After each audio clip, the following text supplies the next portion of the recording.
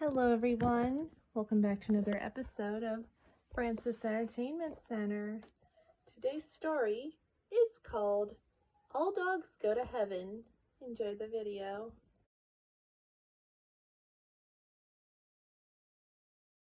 In 1939, New Orleans, Charlie B. Barkin and his best friend Itchy Itchiford escaped from the dog pound and returned to their casino riverboat on the Bayou, formerly run by Charlie himself and his business partner, Carface Carruthers.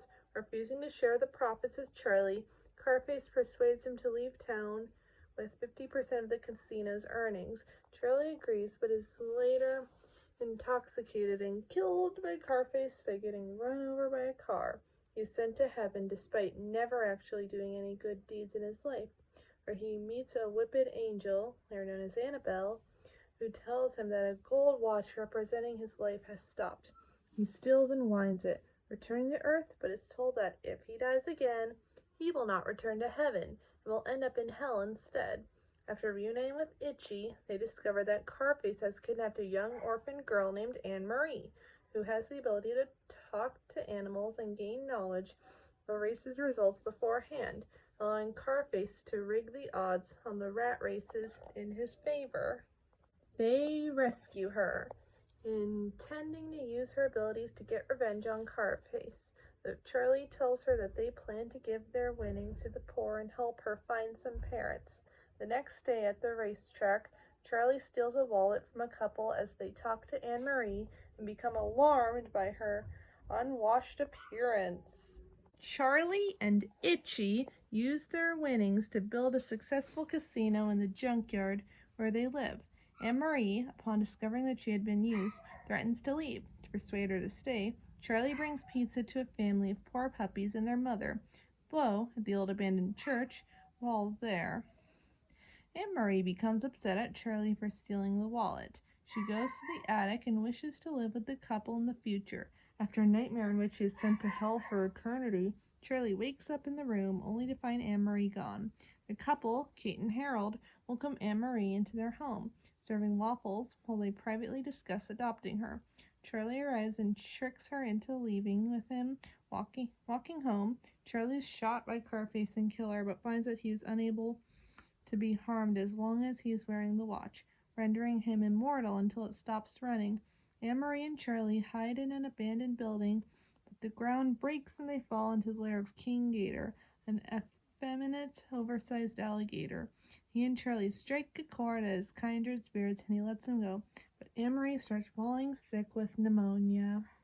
After beating up Itchy, Charlie and his thugs destroy Charlie and Itchy's casino. Itchy berates Charlie, who seems to care more about Anne Marie than him.